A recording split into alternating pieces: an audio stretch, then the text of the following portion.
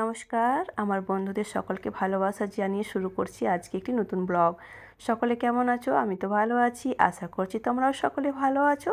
সকালের বাসি কাজ, পুজো সব কিছু করার পর নতুন ব্লগটি আমি শুরু করছি। চলো রান্নাঘরেই আজকে তোমাদেরকে নিয়ে যাই। আজ নিরামিষ রান্না করব।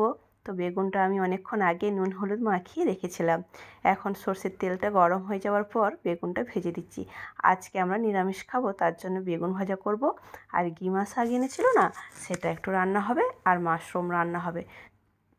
বেগুনটা আস্তে আস্তে ভাজা হয়ে না যাক, আমার কিছু কাজ আছে, চলো সেগুলো করি। বেগুনটা ভাজতে কিন্তু অনেকটা সময় লাগবে, জানো তো। এই দেখো, আমি মিক্সিতে একটু আদা কুচি কুচি করে নিয়েছি। এক সপ্তাহ বেশি হয়ে যাবে, আমার অনেকটাই আদা আছে, তো আমি পেস্ট করে নিয়েছি।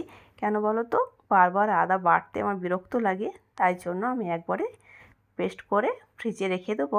এখন আমার দিন আসতে হয়ে যাবে, আর রান্না করতেও তাড়াতাড়ি হয়ে যায়। আর কি বলতো, বাটা থাকলে না অত যখন খুশি রান্নাটা করে নেওয়া যায়, নাহলে বাটো কাটো অনেক ঝামেলা হয়ে যায়। আদা বাটার জন্য আবার শিলপাটা বের করো। ওই জন্য আমি কী করি, একবারে আদাটা বেটে রেখে দিই। রসুনটা বেটে রাখি না, রসুনটা বাজে একটা গন্ধ লাগে আমার। ওই জন্য আমি ফ্রেশ টাটকা রসুনটাই ব্যবহার করি।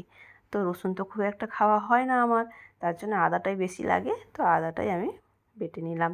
অল্প একটু হলুদ দিয়েছি যাতে দেখতে ভালো লাগে। তোমরাও কিন্তু এরকম বেটে রেখে দিতে পারো, তোমাদের কাজ এগিয়ে যাবে।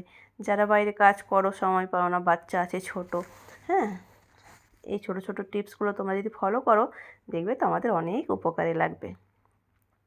চলো দেখি বেগুনটার কী অবস্থা হলো। এটা তো আমি ফ্রিজে রেখে দেবো, এখন আমরা অনেক দিন চলবে কিন্তু।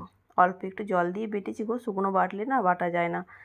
আর একটু বেগুনটা ভাজতে হবে, উলট পালট করে দিলাম, ভাজা হোক আস্তে আস্তে। এই দেখো, বেগুনটা আমি ভেজে নিয়েছি। বেগুনটা কিন্তু খুব খেতে ভালো ছিল গো, নরম বেগুনটা, খেতে খুব স্বাদ।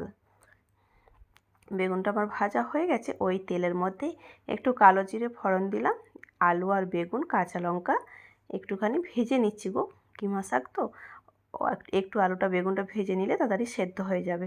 ওই জন্য ভেজে আমি কিমা শাকটা দিয়ে দিলাম। এবার চলো একটু নুন হলুদ দিয়ে ঢাকা চাপা দিয়ে দিলে কিমা শাকটাও আমার ভাজা হয়ে যাবে।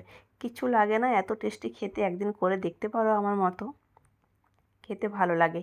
আজকে নিরামিষ তাই, কিন্তু এই বেগুন পেঁয়াজ আলু একটু একসাথে ভেজে তারপরে কিমা শাকটা দিয়ে একটু ভাজা ভাজা করলেও কিন্তু খুব সুন্দর লাগে খেতে। খেয়ে দেখতে পারো, কিংবা দু চারটা মোরলা মাছ থাকলেও এর সাথে দিয়ে দিতে পারো, খেতে কিন্তু মন্দ লাগে না, জানো তো। হয়ে গেছে আমার ভাজাটা, আর একটুখানি হয়তো রেখে আমি ভেজে তুলে নিচ্ছি। চলো, আজকে কিন্তু এখনও সকাল থেকে আমি কিচ্ছু খাইনি, আমার চা খাওয়াই হয়েছে সবেমাত্র। তো আমি একটু গিমা শাক ভাজা আর বেগুন ভাজা 2 পিস নিয়ে এলাম। কালকে রাত্রে না অনেকটা ভাত ছিল, তো আমি ভাবলাম ভাতটা আজকে গরমও তো পড়েছে, তো আজকে ভাবলাম একটু লেবু চিপে জল ভাত খেয়ে নিই।